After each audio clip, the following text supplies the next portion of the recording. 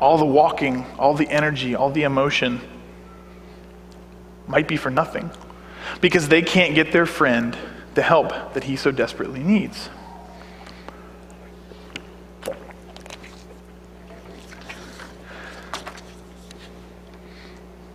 And you got to think that maybe they even started to place blame. Well, if you hadn't gotten that stupid rock in your sandal, well, if you hadn't dropped your corner 4 times, and suddenly one friend goes, hey, wait, I have an idea. Let's get on the roof. See, the houses in that time were typically equipped with a flat roof that was used for drying fruit or as an extra room in the summer to sleep or to worship.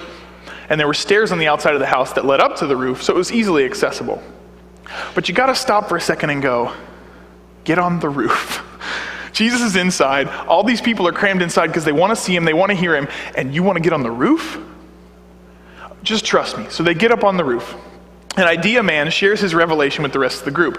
All right, here's the plan. We're going to start pulling up tiles, and we're going to dig through the mud, and we're going to tear through the fabric until we've got a hole big enough. Then we're going to lower him down into the room right in front of Jesus. And some of you are grinning already because the friends are just standing there going, okay, sure. And they start to argue. I'm sure there had to be some argument because this is not their house. They may not even know whose house this is, but ultimately they decide that's the best plan because they love their friend and they want to see him better. So these guys reach down with their hands and start digging up these tiles because they didn't have tools. This was not a, premeditated thing. They just kind of got there and went, let's tear up the roof. So they start ripping up tiles with their bare hands. And these are the kind of scenes in movies that make us tear up. Because you can imagine, if anybody's ever pulled up tile before, not a lot of fun. And to do it with your bare hands would be quite a task. So they're pulling up tiles with their bare hands and they're digging through the mud and they're dirty and it's hot and their hands are probably hurting, blistered, whatever else. And they tear through the mud and they tear through the fabric and suddenly people inside are going, what's going on? There's a hole. What's going on up there? And the hole gets a little bigger and some guy's head pokes through just to look and see where they are in relation to Jesus. And his head disappears again and the hole gets a little bigger and the hole gets a little bigger and the hole gets a little bigger and suddenly there's this gaping giant hole up in the roof. And so they get a hole big enough and they start to lower their friend down on his mat. I don't know where they got the ropes. Maybe they were sitting on the roof. I'm not really sure. But they start to lower him down through the roof. And this house that was packed full of people, standing room only, suddenly everybody finds a little extra room because they know what's coming. They start to scoot back until there's just enough room for one guy who happens to be lying on a mat. And they get him down to the floor, and everybody just holds their breath, waiting. Here he is. A paralyzed man. We don't know how long he's been paralyzed. Maybe his whole life, maybe just a few years.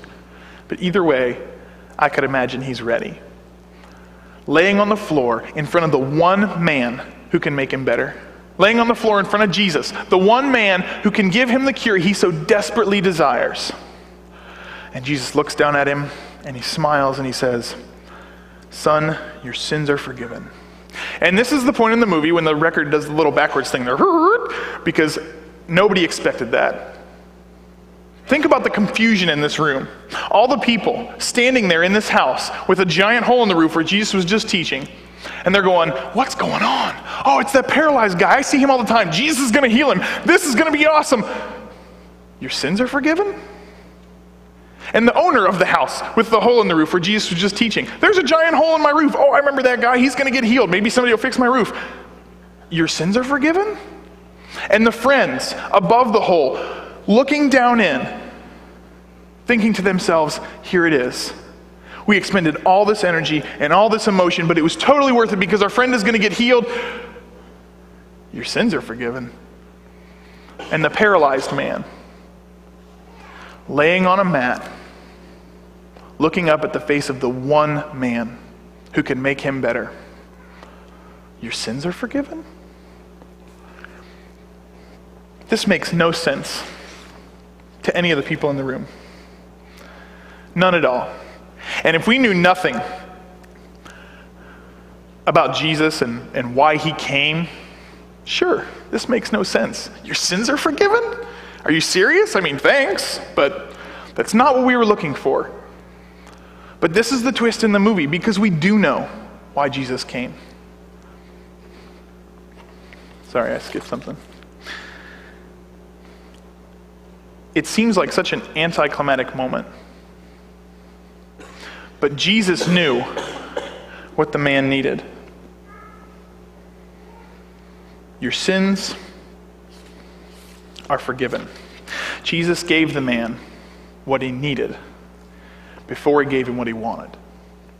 And the story goes on, and Jesus tells him to get up and take your mat and go home. And the man amazingly, unbelievably stands up, grabs his mat, and walks out. I want to tell you another story. Tara, my wife, and Riley, my daughter, and I moved down here 3 years ago in May of 2005. I came down here to be a high school youth pastor. I love kids. I love spending time with them. I love building into their lives. And I had decided somewhere along the line that that was my calling. That was what God made me to do. This is what I want. So we moved down here, and I started working with Joey Potter in May of 2005. And I was the high school guy, and he oversaw the home ministry and did the middle school stuff. And it was a learning process for me. I have to be real honest with you, because I did youth ministry for 2.5 years prior at a church of about 150 people total, where 12 kids, middle school and high school together, was a really good youth night. And that's not saying anything bad against that. It's just, this is a little bit of a paradigm shift. It's a little different. But Joey was a willing and most of the time patient teacher. For those of you who know Joey, just giggled a little. And we worked pretty well together. Then 4 months later, in September of 2005, Jamin Eastman came on as the middle school guy, and I stayed the high school guy, and Joey oversaw both of us. And the three of us did youth ministry together. And if I'm allowed to say so, we were a pretty good combination. Us young guys and our excitedness and our skills that we had, and Joey and his years of experience and his skills that he had, good team. And we worked well together. Then in February of 2006, just 5 months after that, Joey went to work at a church in Georgia to be their youth pastor, to pick up the pieces there. So Jamin and I ran the youth ministry together. He was middle school, I was high school, and we kind of worked as a team to oversee everything.